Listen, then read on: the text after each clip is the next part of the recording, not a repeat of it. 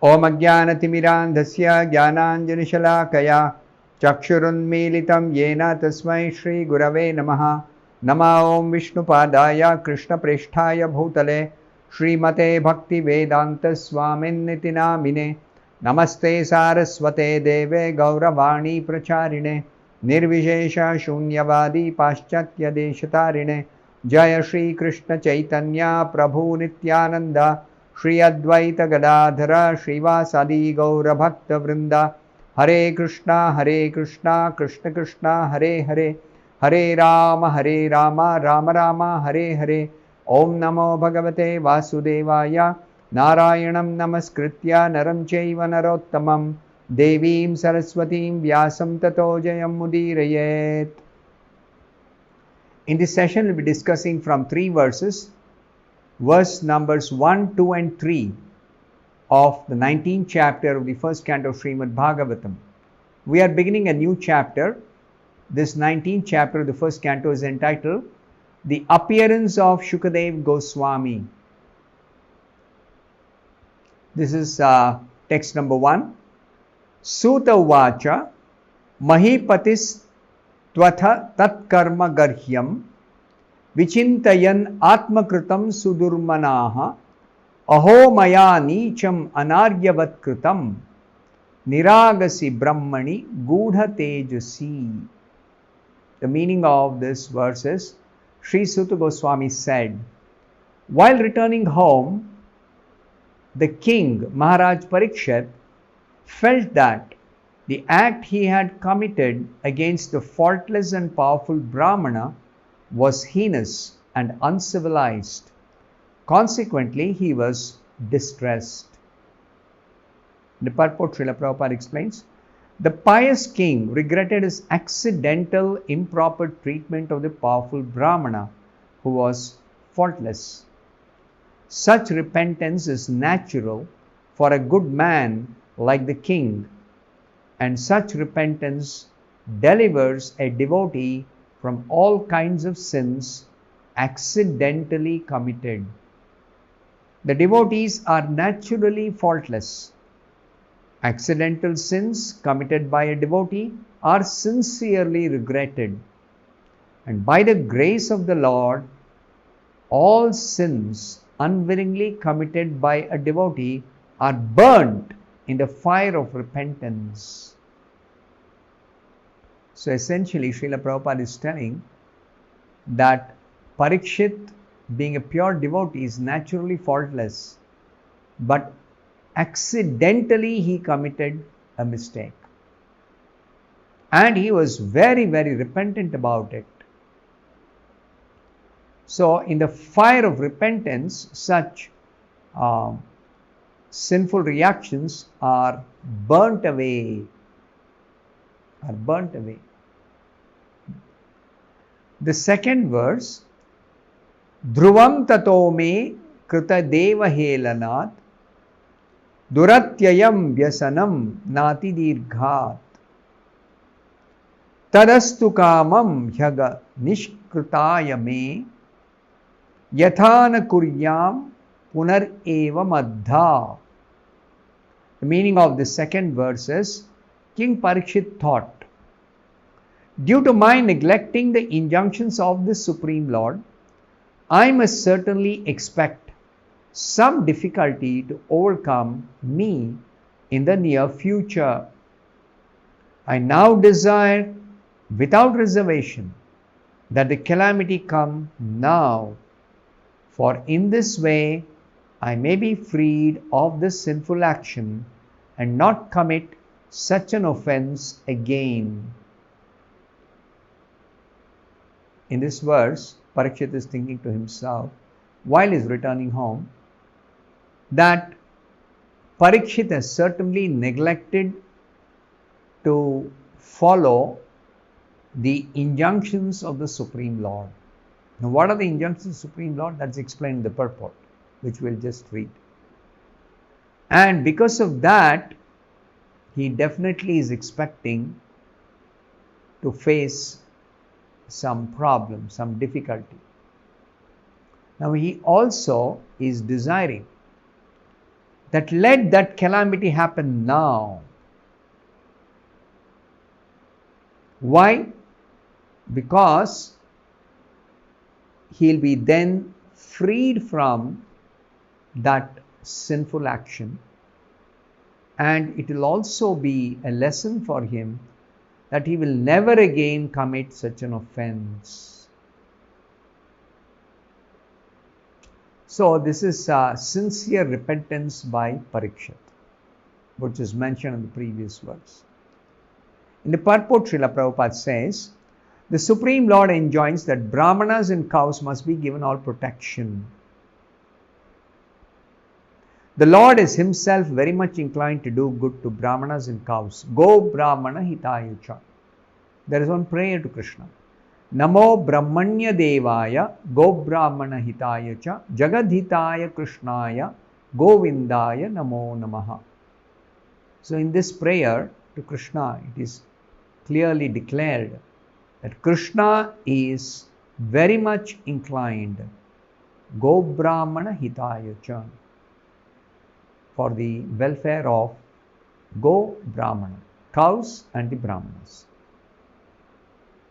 Maharaja Parikshit knew all this, and thus he concluded that his insulting a powerful Brahmana was certainly to be punished by the laws of the Lord. Laws of nature are the laws of God, and they operate in this material world very impartially, very strictly. Nobody can escape them.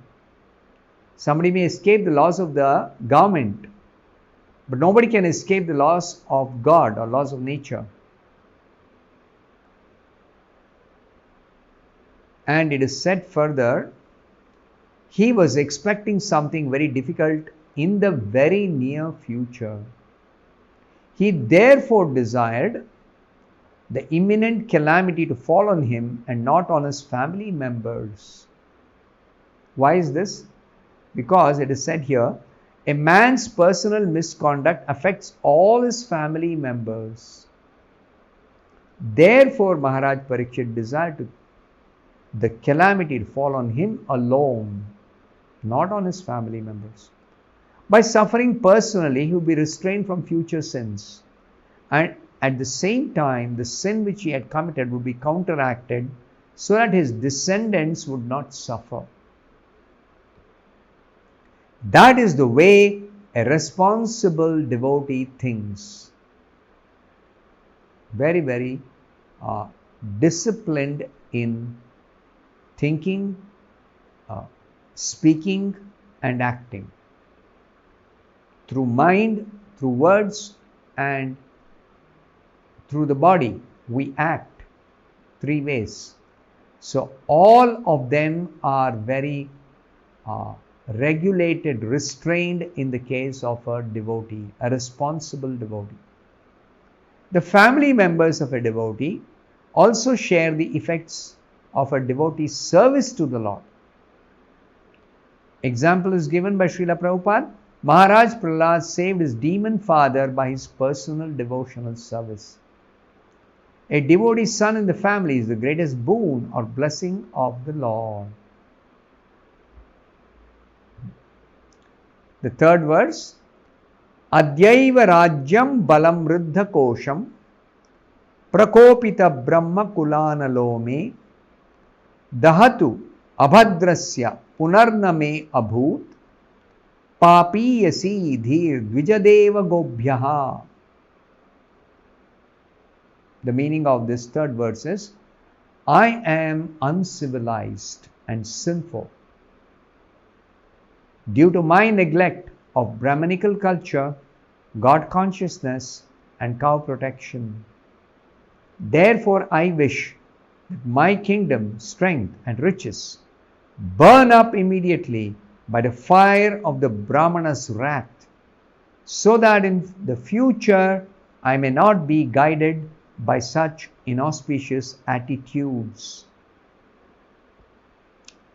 So this is another description in the Bhagavatam, in this chapter, that Parikshit was very, very, very repentant about the mistake he had done. And he wants the reaction to come immediately now. In the purport, Srila Prabhupada explains, progressive human civilization is based on Brahminical culture, God consciousness, and protection of cows. Dvija Deva Gobhyaha. This is the Sanskrit that is used in this verse. Dvija refers to the Brahminical culture. Deva refers to God consciousness. Gobhyaha refers to protection of cows.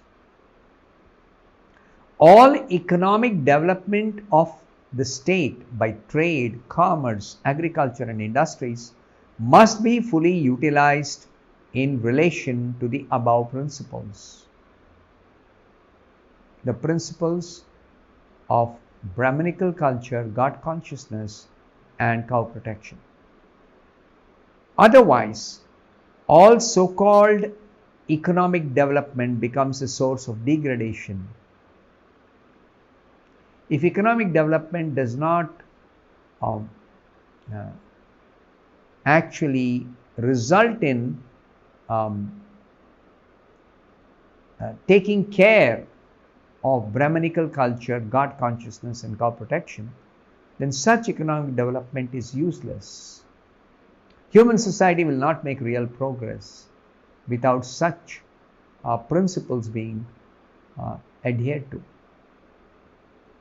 Cow protection means feeding the Brahminical culture, which leads towards God consciousness, and thus perfection of human civilization is achieved. The age of Kali aims at killing the higher principles of life. Kali Yuga is a age in which the influence of Kali promotes irreligion. Kali is called Adharma Bandhu. Kali influence spreads irreligion throughout the state. So therefore, the age of Kali aims at killing the higher principles of life.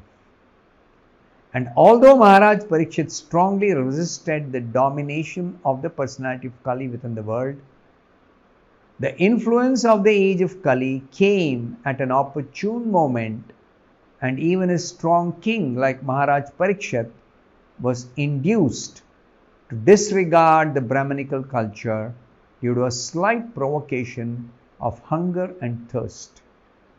How did Parikshit Maharaj commit this mistake?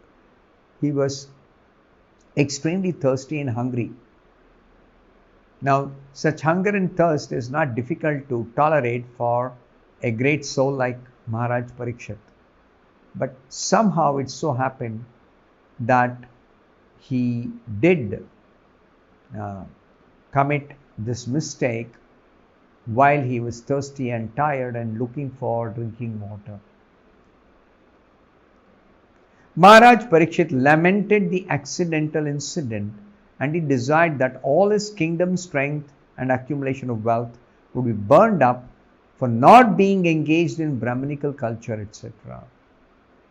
He wanted punishment, and that punishment also is should be such that he learns a lesson, he does not commit a similar mistake in the future, and also the sin is counteracted so that the future generations of his family are not affected. So considering all this, he wanted that immediately he get the reaction. So Srila Prabhupada says the lesson for us is, where wealth and strength are not engaged in the advancement of Brahminical culture, God consciousness and cow protection, the state and home are surely doomed by providence. Providence here means the laws of nature or laws of God. If we want peace and prosperity in the world, we should take lessons from this verse. Every state and every home must endeavor to advance the cause of Brahminical culture, for self-purification, God consciousness for self-realization, and cow protection for getting sufficient milk and the best food to continue a perfect civilization. This is a conclusion by Srila Prabhupada. I will stop here. Thank you very much. Hare Krishna.